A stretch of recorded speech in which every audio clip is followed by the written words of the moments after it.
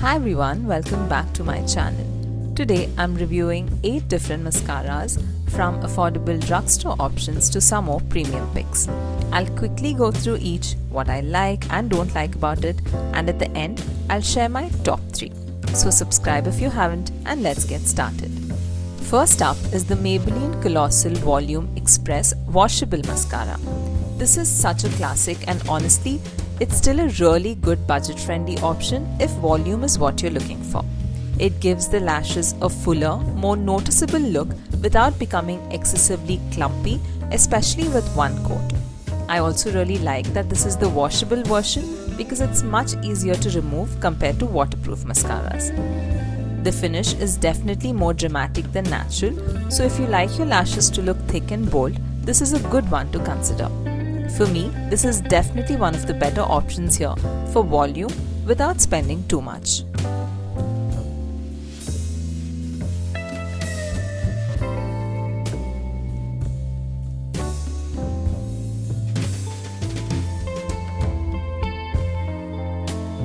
Next is the Maybelline Lash Sensational Sky High Waterproof Mascara.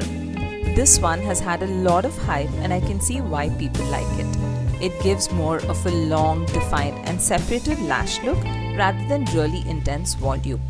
I also like how easy it is to reach the smaller lashes, and once it's on, it stays on really well. The downside for me is the waterproof formula. It lasts for a very long time, but that also makes it quite difficult to remove. So, if you love long, defined lashes and need something that really lasts, this could work well for you. Personally though, I wouldn't say it lives up to all the hype. It's good, but I think this one really comes down to personal preference.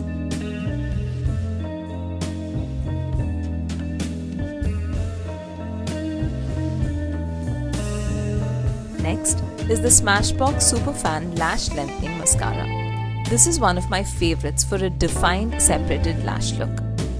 It gives my lashes a noticeable amount of length without making them look overly heavy. I also like how clean the final result looks. It's easy to build up if you want a little more intensity, but even with one coat, the lashes look longer and more defined. And another big plus for me, it's very easy to remove.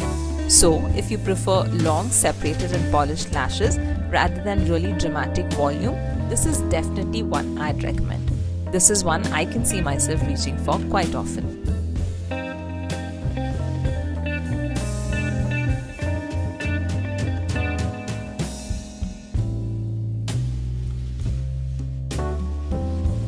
Now, we have the L'Oreal Lash Paradise, and this one is definitely on the dramatic side. It gives a full, fluffy and volumized lash look. It coats the lashes really well, so you can get quite a lot of impact with just one coat. I personally do like the result, but because it is quite a dramatic formula, I think application matters.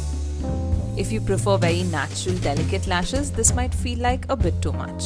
But if your goal is big, bold and fuller looking lashes, this makes much more sense. Compared to the Smashbox, which is more about length and definition, Lash Paradise is the one I'd reach for when I want more drama.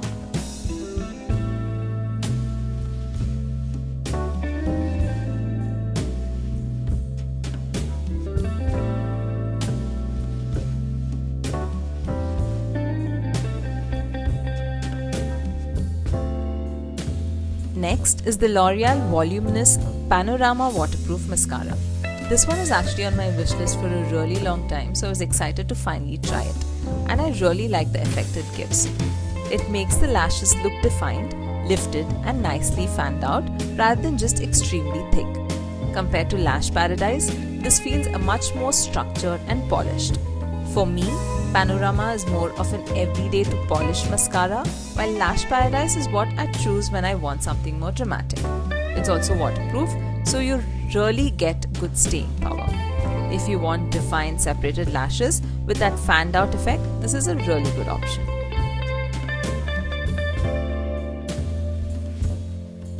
Next is the MAC in Extreme Dimension.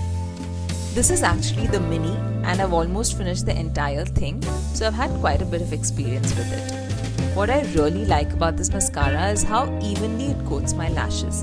It gives me definition, separation and quite a bit of drama without making my lashes look overly heavy. I also really like how evenly it fans out my lashes.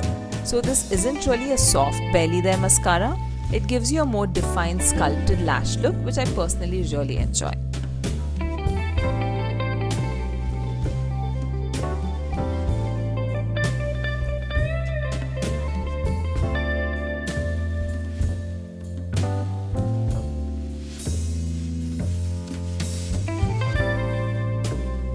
Next is the IT Cosmetics Superhero Mascara. For me, this is a little too intense. It gives a very dense and bold lash look, and while that can be a great thing if you love dramatic lashes, I find that it can also become very clumpy. On my lashes, I prefer something that gives me definition without making them look too heavy, and this one doesn't quite do that for me. It definitely makes the lashes noticeable though. So if you love a really bold, high impact mascara, and don't mind spending a little more time separating your lashes, you might like it. Personally, I don't think I'd pick this one up again. Not quite the superhero experience I was expecting.